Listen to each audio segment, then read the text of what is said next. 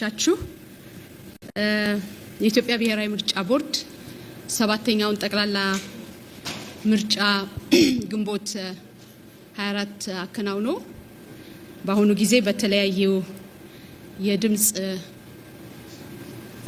ማጣራትና ለውጤት ዝግጅት ላይ ይገኛል።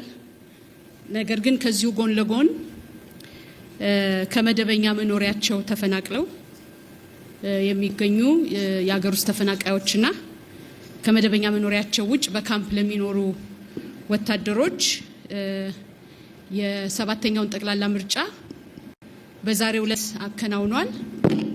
እንግዲህ የቦርዱ አዋጅ ቁጥር 1162 2011 ልዩ የምርጫ ጣቢያ ስለመቋቋም ይገልጻል። በዚሁ መሰረት በአገር ውስጥ ተፈናቃዮችና በወታደር ካምፕ እንደዚሁም በትምህርት ቤት በዩኒቨርሲቲ ላሉ ልዩ ምርጫ ጣቢያ እንደሚኖር ይደነግጋል። በመሰረቱ የዩኒቨርሲቲ ተማሪዎችን በተመለከተ የመራጮችን ምዝገባ ባሉበት ካምፓሳቸው ምዝገባ እንዲያካሄዱ ቦርዱ ባለማው ሲስተም በመጠቀም እንደ መራጭ ተመዝግበው የድምጽ መስጠት ሂደቱ ግን መደበኛ ዜጎች ወይም መራጮች በሚሰጡበት ድምጽ በሚሰጡበት ቦታ እንዲሰጡ ተደርገዋል። የሀገር ውስጥ ተፈናቃዮችንና ወታደሮች በካምፕ ያሉትን ግን በዛሬው ዕለት በልዩ የምርጫ ጣቢያ ዝግጅት በማድረግ ድምጽ መስጠቱን በዛሬው ዕለት አከናውኗል። እንግዲህ በእነዚህ ልዩ ምርጫ ጣቢያዎች መራጮች ምርጫ ማካሄድ እንዲችሉ ቦርዱ የተለያዩ ዝግጅቶች ሲያደርግ ቆይቷል። የሀገር ውስጥ ተፈናቃዮችን በተመለከተ ከሚመለከታቸው አካላት የት አካባቢ እንዳሉ ቁጥራቸው ምን ያህል እንደሆነ መረጃ በመሰብሰብ ወታደሮችን በተመለከተ በእንደዚሁ ከሚመለከታቸው ተቋማት መረጃዎችን በመሰብሰብ የምርጫ ጣቢያዎችን ሲያደራጅ ቆይቷል። ምርጫ ጣቢያዎችን ማደራጀት ብቻ ሳይሆን ምርጫ የሚያስፈጽሙ አስፈጻሚዎችንም በማስተባበር ለነሱ ደግሞ በማዕከል ደረጃና እንደገና ደግሞ በያሉበት ቦታ ላይ የድምጽ አሰጣጥ ሂደትን በተመለከተ እንደማንኛውም የኢትዮጵያ ብሔራዊ ምርጫ ቦርድ ምርጫ አስፈጻሚ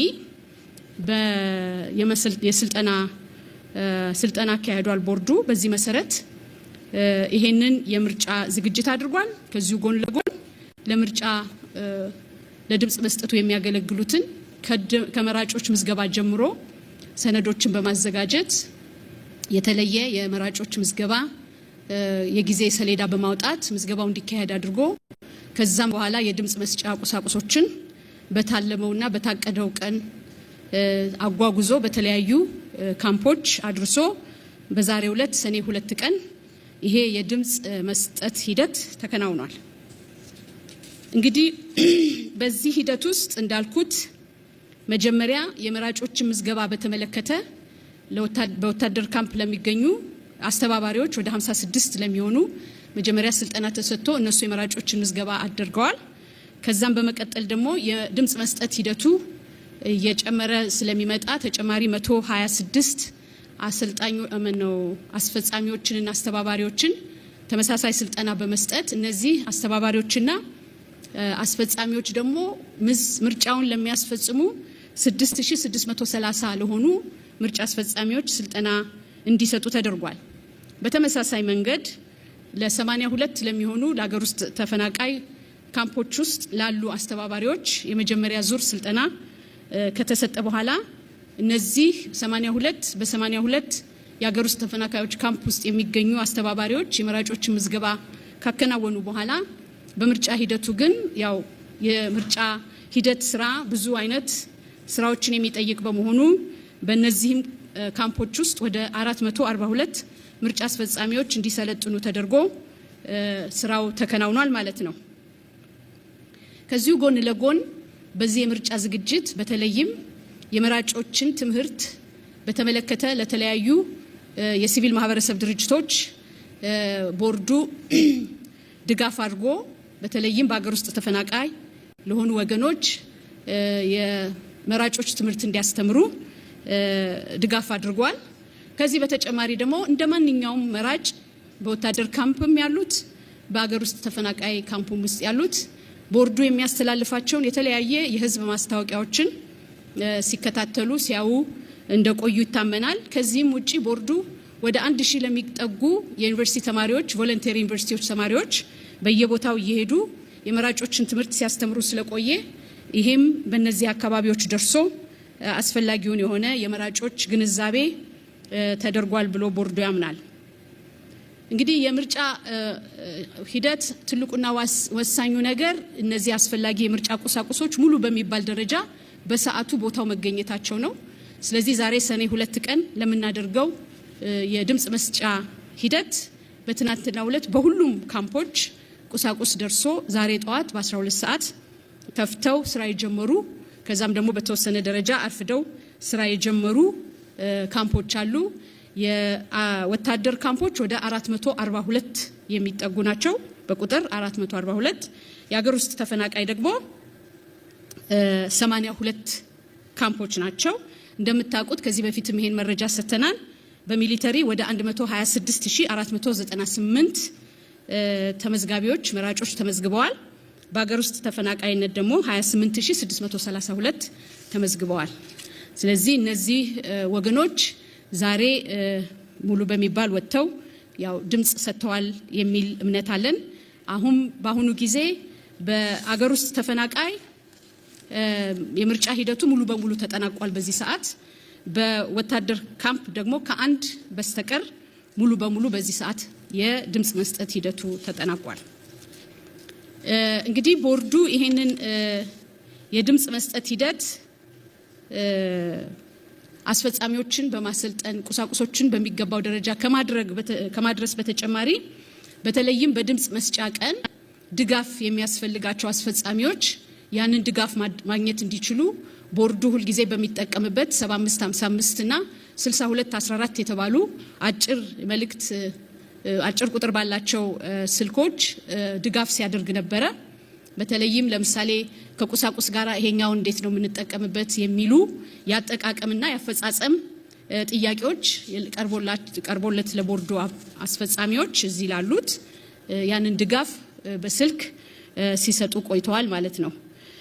እንግዲህ ይሄንን ድምጽ ቆጠራ ከተከናወነ በኋላ የተቆጠረው ድምጽ ደግሞ ወደ ተዳምሮ ተጠቃሎ ወደ ማዕከሉ መጥቶ የመጨረሻው ስራው የሚጠናቀቅ ይሆናል ማለት ነው። እንግዲህ በዚህ ሂደት ውስጥ ያጋጠሙን አንዳንድ ጥያቄዎች ቅድም ለመጥቀስ እንደሞከርኩት የትኛውን ሰነድ በምን መንገድ መጠቀም እንዳለባቸው አንዳንድ ችግር የገጠማቸውን ወገኖች ድጋፍ ተደርጎላቸዋል። እንዴት እንደሚዳመር የጠየቁ ካምፖች ድጋፍ ተደርጎላቸዋል። በአጠቃላይ ካፈጻጸም አንጻር እንጂ ከዚህ ባለፈ የተለየ ችግር እንደገጠማቸው የደረሰን ሪፖርት የለም ማለት ነው። እንግዲህ ያው ይሄንን በተመለከተ ዛሬ ይሄንን ከዚህ በፊት ተደርጎ ያልነበረው በወታደር ካምፕ ነበረ። በአገር ውስጥ ተፈናቃይ እንደምታውቁት በስድስተኛው ሀገራዊ ምርጫ በሰኔ 14 በተደረገው የአገር ውስጥ ተፈናቃዮች ማድረግ ባይቻልም በቀሪና ድጋሚ ምርጫ ግን የአገር ውስጥ ተፈናቃዮች የድምጽ መስጠት ማከናወን ችለዋል ማለት ነው። በአጠቃላይ እንግዲህ የዛሬውን ሂደት በተመለከተ ይሄንን ይመስላል። እንግዲህ ከዚህ ጎን ለጎን ባለፈው በነበረው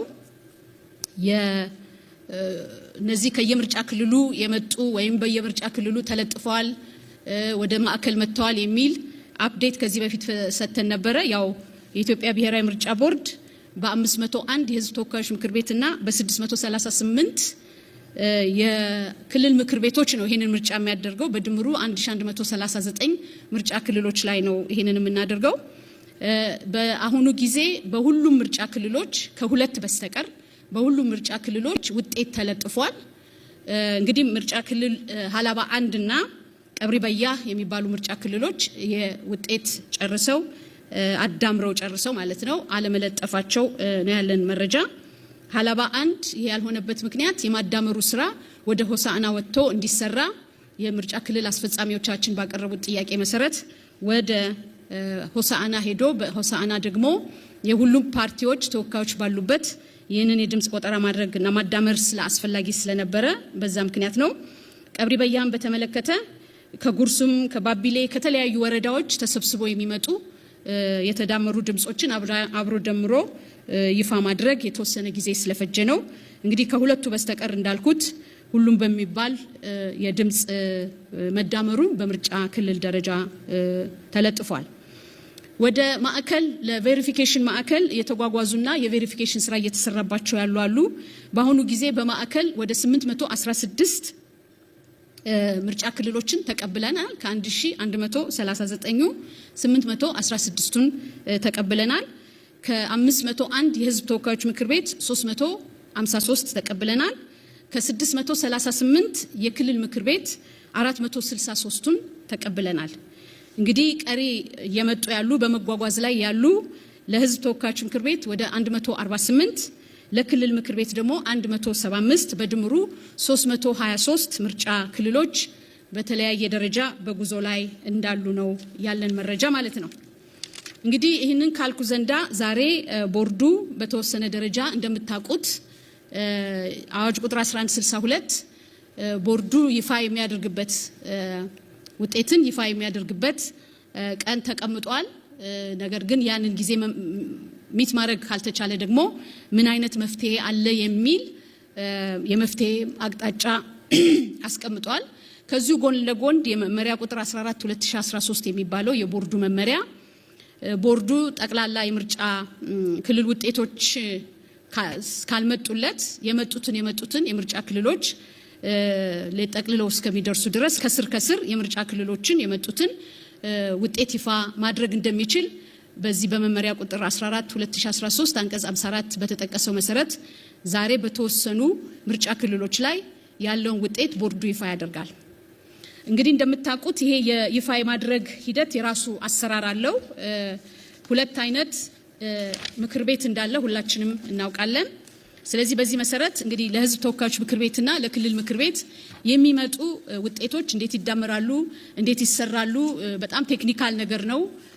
ባለፈውም እንደገለጽ ነው ይሄ ቴክኒካል ቲም በየክልሉ በዴስክ ተደራጅቶ ውጤቱን ከየምርጫ ክልሎቹ ይዘው የሚመጡትን የምርጫ ክልል ኃላፊዎች ተቀብሎ መዝግቦ እነሱን ከዛ ወደ ቬሪፊኬሽን ክፍል ወስዶ በቬሪፊኬሽን ክፍል ደግሞ የሚደረጉ የማዳመር የሂሳብ ስሌት የማጣራት ስራ ይሰራል።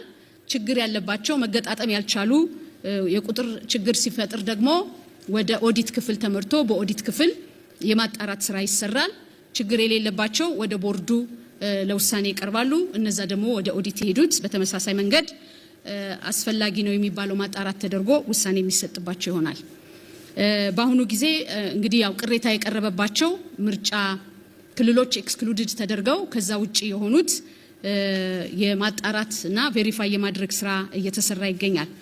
እንግዲህ በዚህ የምርጫ ክልል ውጤት ቅጽ ላይ በግልጽ የተመለከተ ሁላችሁም ከዚህ በፊት እንደምታውቁት ክልሉ አለ፣ የክልሉ ስም አለ፣ የምርጫ ክልሉ ስም አለ።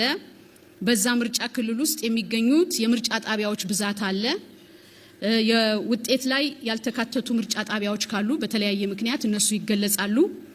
ከዛ በመቀጠል በምርጫ ክልሉ የተመዘገቡ ጠቅላላ የመራጮች ቁጥር ይገለጻል።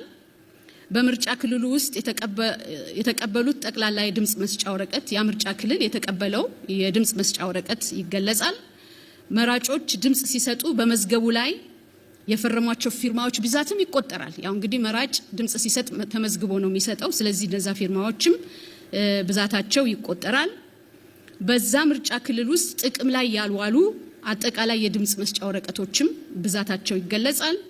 በምርጫ ክልሉ ውስጥ አጠቃላይ የተበላሹ የድምጽ መስጫ ወረቀቶች ብዛትም ይገለጻል። እንግዲህ የተበላሹ ማለት አንድ መራጭ ድምጽ ለመስጠት ቀርቦ ምልክት ሲያደርግ ከተበላሸበት ያ የተበላሸውን መልሶ ሌላ በምትክ ወስዶ ድምጽ መስጠት ስለሚችል እነዚህም አብረው ብዛታቸው ይቆጠራል።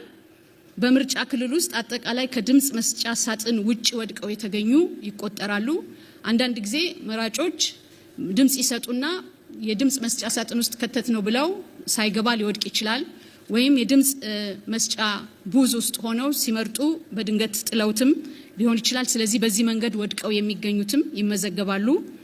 በምርጫ ክልል ውስጥ አጠቃላይ ዋጋ ያላቸው የድምጽ መስጫ ወረቀቶችም ይቆጠራሉ። ያው በነጩ ሳጥን ውስጥ የገቡት ወጥተው ተገልብጠው ሲቆጠሩ ዋጋ ያላቸው የድምጽ ወረቀቶችም ይቆጠራሉ። በምርጫ ክልል ውስጥ አጠቃላይ ዋጋ የሌላቸው የድምጽ መስጫ ወረቀቶች ብዛታቸውም ይሄ ኢንቫሊድ የሚባሉ ቦታዎች ማለት ነው። ለምሳሌ በህዝብ ተወካዮች ምክር ቤት አንድ ምርጫ ክልል ላይ አንድ እጩ ብቻ ነው ማለፍ የሚችለው።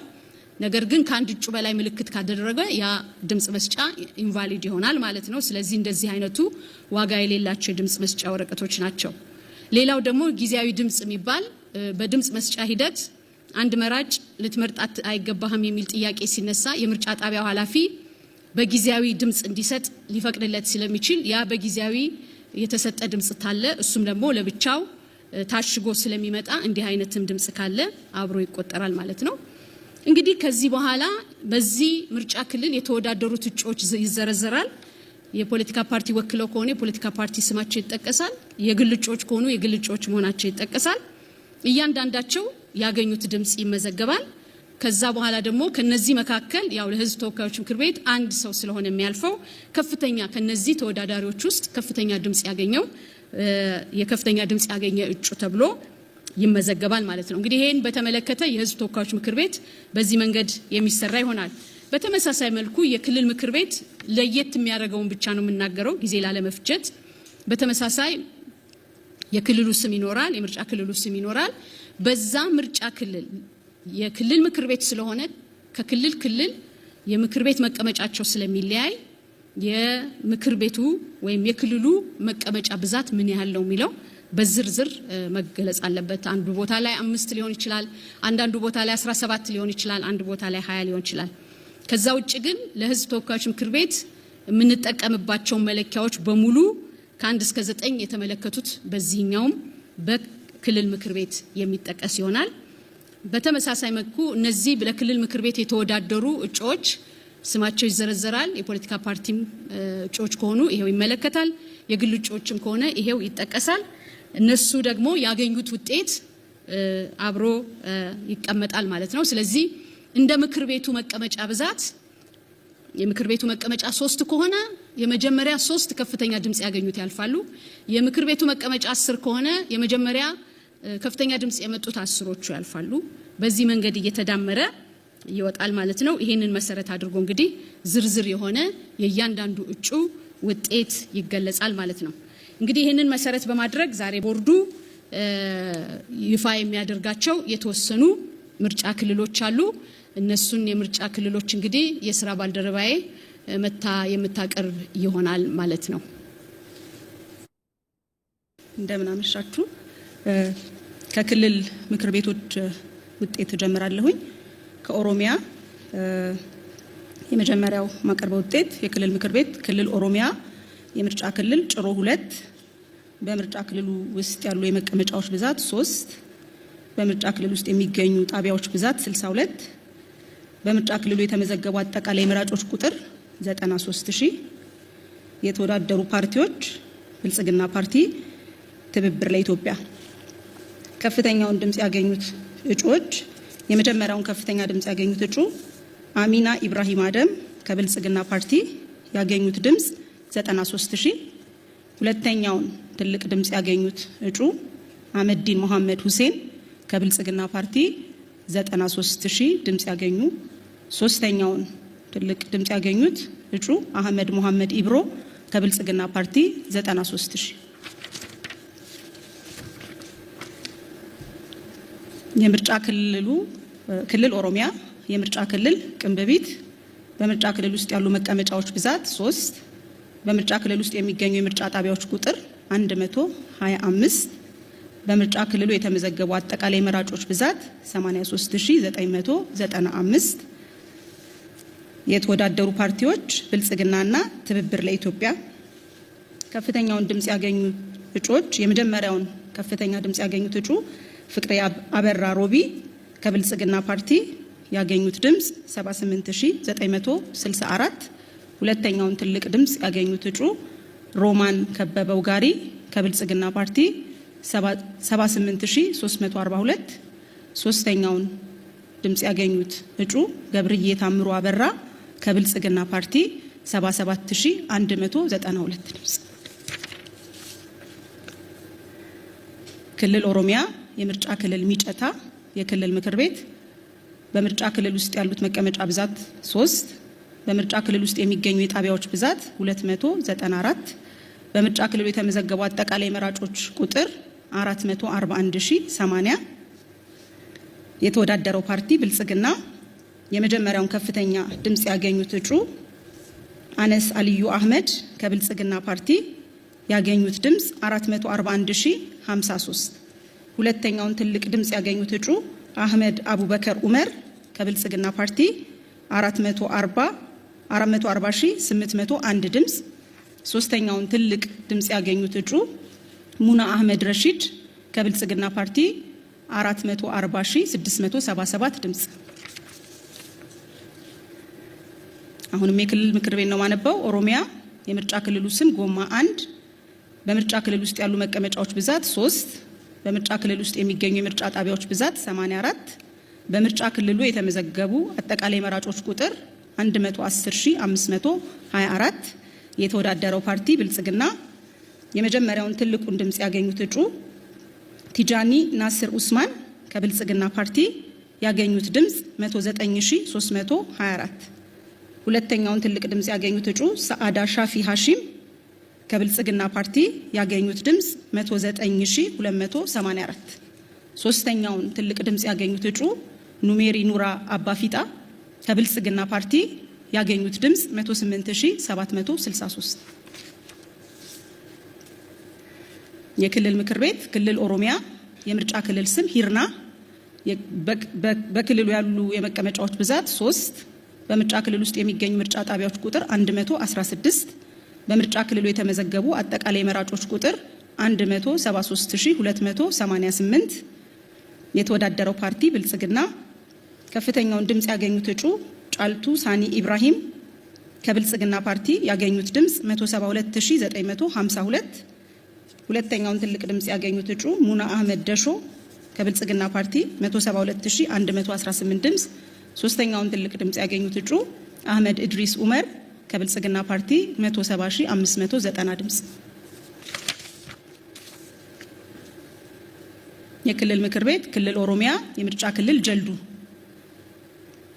በምርጫ ክልሉ ያሉ መቀመጫዎች ብዛት 3 በምርጫ ክልል ውስጥ የሚገኙ የጣቢያዎች ቁጥር 99 በክልሉ የተመዘገበው የመራጮች ቁጥር 147764 የተወዳደረው ፓርቲ ብልጽግና አዲስ ትውልድ ትብብር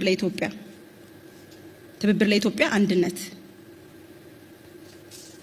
እና ትብብር ለኢትዮጵያ አንድነትና ብልጽግና ፓርቲ የመጀመሪያውን ድምጽ 3 መቀመጫዎች አሉ። የመጀመሪያውን ትልቁን ድምጽ ያገኙት ዳዲ ጉደታ ደበላ ከብልጽግና ፓርቲ 136492 ድምጽ ሁለተኛውን ትልቅ ድምጽ ያገኙት እጩ ወርቅነሽ ባሪሶ ቡልቶ ከብልጽግና ፓርቲ 131189 ድምጽ ሶስተኛውን ትልቅ ድምጽ ያገኙት እጩ አጃማ ጎንዱልዋሚ ከብልጽግና ፓርቲ 128667 ድምጽ። ክልል ኦሮሚያ የክልል ምክር ቤት ነው። ይሄኛው የምርጫ ክልሉ ስም ግራዋ በምርጫ ክልሉ ያሉ መቀመጫዎች ብዛት 3 በምርጫ ክልል ውስጥ የሚገኙ የምርጫ ጣቢያዎች ብዛት 276 በምርጫ ክልሉ የተመዘገቡ አጠቃላይ መራጮች ብዛት 328610 ሺህ የተወዳደረው ፓርቲ ብልጽግና ትልቁን ድምጽ ያገኙት እጩ ሰዓዳ አብራሂም ሐሰን 3277141 ድምጽ ሁለተኛውን ትልቅ ድምጽ ያገኙ እጩ ነቢያ መሐመድ ቃሲም ከብልጽግና ፓርቲ 323806 ድምጽ ሶስተኛውን ትልቅ ድምጽ ያገኙት እጩ ሀብታሙ ተስፋዬ ወልደ ማርያም ከብልጽግና ፓርቲ 326633 ድምጽ።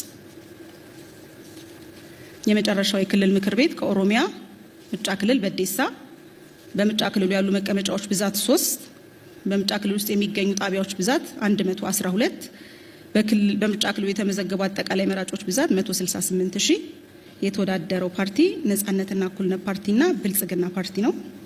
ትልቁን ድምጽ ያገኙት እጩ መሐመድ ኡመር ኡስማን ከብልጽግና ፓርቲ 167849 ድምጽ በማግኘት ሁለተኛው ትልቅ ድምጽ ያገኙት እጩ አሻርፋ ሁሴን አሊሾ ከብልጽግና ፓርቲ 167265 ድምጽ በማግኘት ሶስተኛውን ትልቅ ድምጽ ያገኙት አልይ ካማል ሙሳ ከብልጽግና ፓርቲ 167129 ድምጽ በማግኘት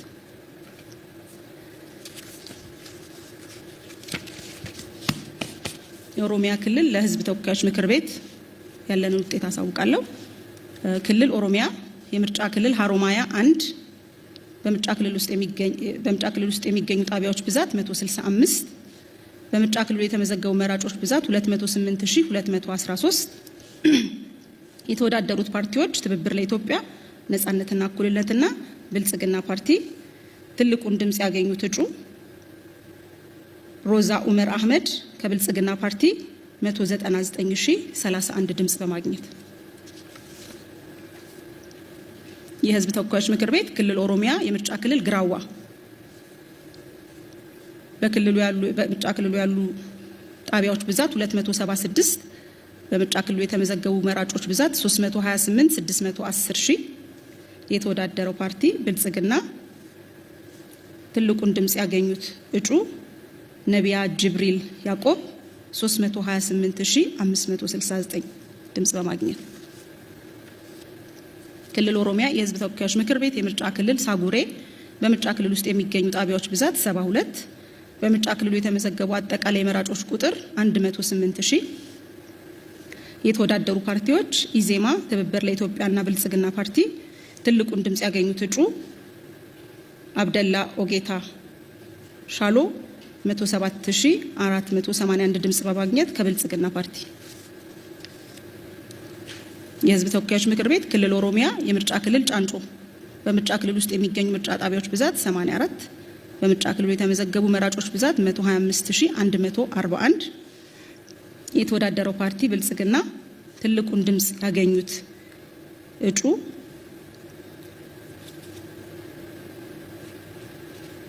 ሊሳ ቦሩ ቶላ ከብልጽግና ፓርቲ 124713 ድምጽ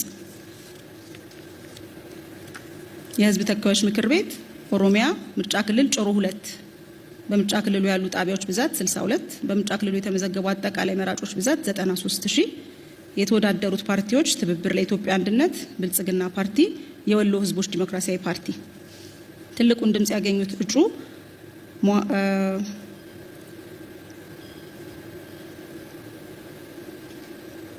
ሙሐምዱር አህመድ ሙሳ ከብልጽግና ፓርቲ 93000 ድምጽ በማግኘት የህዝብ ተወካዮች ምክር ቤት ኦሮሚያ የምርጫ ክልሉ ኦሞናዳ 1 በክልሉ ያሉ ምርጫ ጣቢያዎች ብዛት 91 የተመዘገቡ መራጮች ብዛት 136500 የተወዳደሩት ፓርቲዎች ብልጽግና እና ትብብር ለኢትዮጵያ አንድነት ትልቁን ድምጽ ያገኙት እጩ ጆን አህመድ አባ ሚልኪ 136315 ድምጽ በማግኘት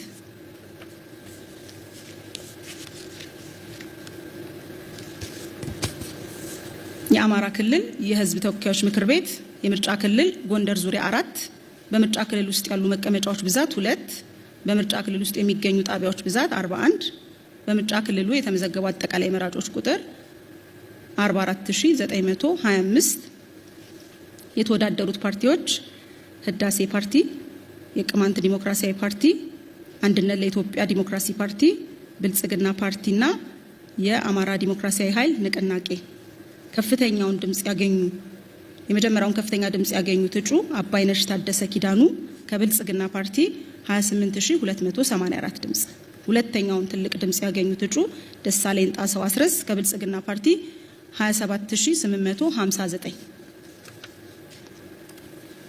ክልል አማራ የክልል ምክር ቤት የምርጫ ክልል መቄት 1 በምርጫ ክልል ውስጥ ያሉ መቀመጫዎች ብዛት 2 በምርጫ ክልሉ የሚገኙ ጣቢያዎች ብዛት 78 በአጠቃላይ የተመዘገቡ መራጮች በምርጫ ክልሉ 80084 የተወዳደረው ፓርቲ ብልጽግና ከፍተኛውን ድምጽ ያገኙ እጩዎች የመጀመሪያውን ከፍተኛ ድምጽ ያገኙት ፍስሐ ደሳለኝ መኮንን ከብልጽግና ፓርቲ 79046 ድምጽ ሁለተኛውን ከፍተኛ ድምጽ ያገኙት እጩ ጃንጥራር አባይ ግዛው ከብልጽግና ፓርቲ 78104 ድምጽ የህዝብ ተወካዮች ምክር ቤት አማራ የምርጫ ክልል ጎንደር 4 ጎንደር ዙሪያ 4 በምርጫ ክልሉ የሚገኙ ጣቢያዎች ብዛት 41 በምርጫ ክልሉ የተመዘገቡ አጠቃላይ መራጮች ብዛት 44925 የተወዳደሩ ፓርቲዎች ቅማንት ዲሞክራሲያዊ ፓርቲ፣ የአማራ ዲሞክራሲያዊ ኃይል ንቅናቄና የአማራ ብሔራዊ ንቅናቄ እንዲሁም ሰላም ለኢትዮጵያ ጥምረት። ትልቁን ድምጽ ያገኙት እጩ ጣሂር መሐመድ ጣሂር ከአማራ ብሔራዊ ንቅናቄ ያገኙት ድምጽ 26604።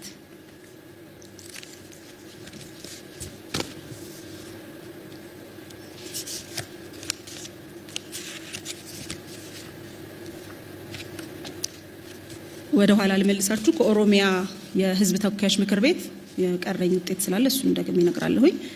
ኦሮሚያ ክልል ኦሮሚያ የምርጫ መቀመጫው አይነት ህዝብ ተወካዮች ነው። በምርጫ ክልል ውስጥ የሚገኙ ምርጫ ጣቢያዎች ቁጥር 294 ነው። ምርጫ ክልሉ ሚጨታ የተመዘገቡ መራጮች ብዛት 441080 የተወዳደረው ፓርቲ ብልጽግና ትልቁን ከፍተኛውን ድምጽ ያገኙት እጩ ወዚራ አህመድ ሐሚድ 441053 ድምጽ። ህዝብ ተወካዮች ምክር ቤት ክልል ኦሮሚያ የምርጫ ክልል በዴሳ በምርጫ ክልል ውስጥ የሚገኙ ጣቢያዎች ቁጥር 112 በክልሉ የተመዘገቡ የመራጮች ቁጥር 168000 የተወዳደሩ ፓርቲዎች ነጻነትና እኩልነት፣ ብልጽግና ፓርቲና ትብብር ለኢትዮጵያ አንድነት። ትልቁን ድምጽ ያገኙት እጩ አሚራ መሐመድ አህመድ ከብልጽግና ፓርቲ 167940 ድምጽ። ክልል ኦሮሚያ የህዝብ ተወካዮች ምክር ቤት ምርጫ ክልል አርቦዬ በምርጫ ክልል ውስጥ የሚገኙ የጣቢያዎች ብዛት 69 በምርጫ ክልሉ የተመዘገቡ አጠቃላይ መራጮች ቁጥር 100555 የተወዳደሩት ፓርቲዎች ብልጽግናና ትብብር ለኢትዮጵያ አንድነት። ትልቁን ድምጽ ያገኙት እጩ ዘምዘም ተሾመ ካሳሁን ከብልጽግና ፓርቲ ያገኙት ድምጽ 100497። የህዝብ ተወካዮች ምክር ቤት ምርጫ ኦሮሚያ ክልል የምርጫ ክልሉ ጎማ 1 በምርጫ ክልል ውስጥ የሚገኙ ጣቢያዎች ቁጥር 84 የተመዘገቡ መራጮች 110609 የተወዳደሩ ፓርቲዎች የኦሮሞ ነጻነት ግንባር፣ ብልጽግና ፓርቲና ኢዜማ።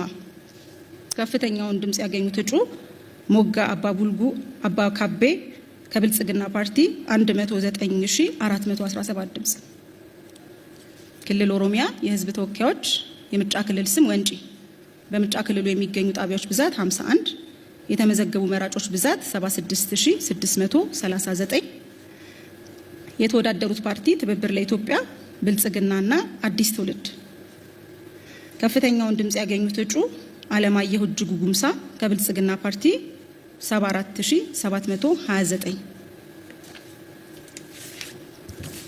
አንድ የቤኒሻንጉልና አንድ ደግሞ ሌላ የጋምቤላ ውጤት ይቀረኛል። የክልል ምክር ቤት ክልል ቤኒሻንጉል ጉሙዝ የምርጫ ክልል ስም ኩምሩክ በምርጫ ክልል ውስጥ ያሉ መቀመጫዎች ብዛት 9 በምርጫ ክልል ውስጥ የሚገኙ ጣቢያዎች ብዛት 21 በአጠቃላይ የተመዘገቡ መራጮች 14633 የተወዳደሩት ፓርቲዎች ብልጽግና ፓርቲና የቤኒሻንጉል ህዝብ ነጻነት ንቅናቄ። ትልቁን ድምጽ ያገኙት እጩ የመጀመሪያውን ትልቅ ድምጽ ያገኙት እጩ መሐሙድ አብዱልአዚዝ አኑር ከብልጽግና ፓርቲ 9968 ድምጽ። ሁለተኛውን ትልቅ ድምጽ ያገኙት እጩ ከማል መሐመድ ሆጄ ከብልጽግና ፓርቲ 9599። ሶስተኛውን ትልቅ ድምጽ ያገኙት እጩ ኡመር አብዱል ቃድር አፉዲ ከብልጽግና ፓርቲ 9470።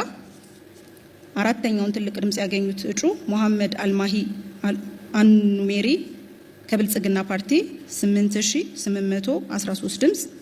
አምስተኛውን ትልቅ ድምጽ ያገኙት እጩ አለውያ ሐሚድ ሰሌማን ከብልጽግና ፓርቲ 8534። ስድስተኛውን ትልቅ ድምጽ ያገኙት እጩ ተውፊቅ አብዱል ቀይም አብዱል ጀሊል 8323 ድምጽ ከብልጽግና ፓርቲ። ሰባተኛውን ትልቅ ድምጽ ያገኙት አብዱል መኔም አደም ሐሚስ ከብልጽግና ፓርቲ 7993። ስምንተኛውን ትልቅ ድምጽ ያገኙት እጩ ራባሃ ረዚቅ አብደላ ከብልጽግና ፓርቲ 7660።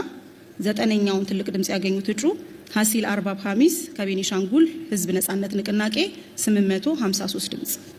እነዚህ ውጤቶች የኢትዮጵያ ብሔራዊ ምርጫ ቦርድ ይቅርታ እንዲቀረኛል የመጨረሻው ክልል ጋምቤላ የክልል ምክር ቤት የምርጫ ክልል ዲማ በምርጫ ክልል ውስጥ ያሉ መቀመጫዎች ብዛት 10 በምርጫ ክልል ውስጥ የሚገኙ የምርጫ ጣቢያዎች ቁጥር 29 የተወዳደረው ፓርቲ ብልጽግና ትልቁን ድምጽ ያገኘ የመጀመሪያው እጩ እምቢበል ኃይሌ ጊዮርጊስ ከብልጽግና ፓርቲ፣ ሁለተኛው ኢቶሩ አጉኮ አጁሉ ከብልጽግና ፓርቲ፣ ሶስተኛው አጁሉ ባዶ ካብደላ ከብልጽግና ፓርቲ፣ አራተኛ አበንግ ኡልጋ ኡማን ከብልጽግና ፓርቲ፣ አምስተኛ ጊሎ ኡሞድ አቶ ከብልጽግና ፓርቲ፣ አምስተኛ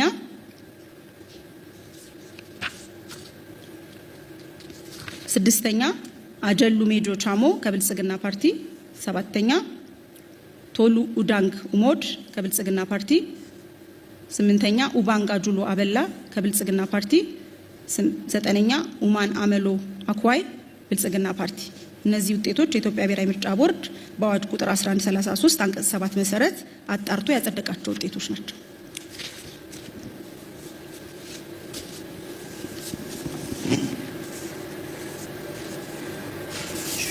በአጠቃላይ 37 የምርጫ ክልል ውጤቶችን አጽድቀናል።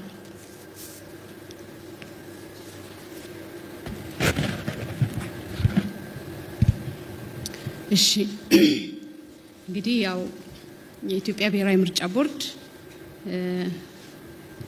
የተመለከቱትን ምርጫ ክልሎች ውጤት አረጋግጦ ይፋ አድርጓል። ዛሬ ያው ቅድም ለመግለጽ እንደሞከርኩት በመመሪያው አንቀጽ 54 መሰረት እየተከታተልን የደረሱልንን ከስር ምርጫ ክልሎችን ይፋ የምናደርግ ይሆናል።